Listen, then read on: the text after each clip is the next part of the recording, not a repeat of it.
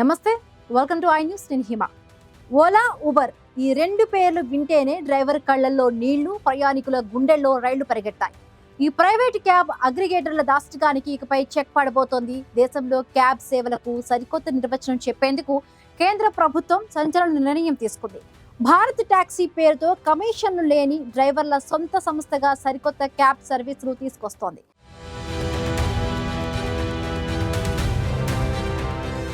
ప్రస్తుతం ఓలా, ఊబర్ వంటి సంస్థలు క్యాబ్ నిర్వాహకులు, డ్రైవర్ల నుంచి 25% వరకు కమిషన్లు వసూలు చేస్తున్నాయనే ఆరోపణలు ఉన్నాయి. దీంతో డ్రైవర్ల ఆదాయం తగ్గి ఆర్థికంగా ఇబ్బందులు పడుతూ ఉన్నారు.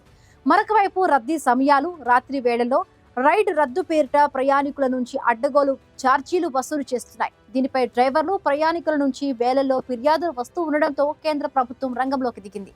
ప్రైవేటు క్యాబ్ సర్వీసులకు ప్రత్యామ్నాయంగా కేంద్ర సహకార శాఖ, జాతీయ ఈ గవర్నెన్స్ విభాగం ఆధ్వర్యంలో భారత్ టాక్సీ యాప్ ని సంయుక్తంగా రూపొందించాయి.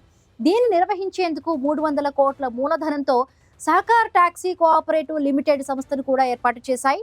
సహకార విధానంలో తెస్తున్న ఈ సర్వీసులో క్యాబ్ నిర్వాహకులు కేవలం రోజువారీ లేదా నెలవారీ సభ్యత్వ రుసుమును మాత్రమే చెల్లించాలి.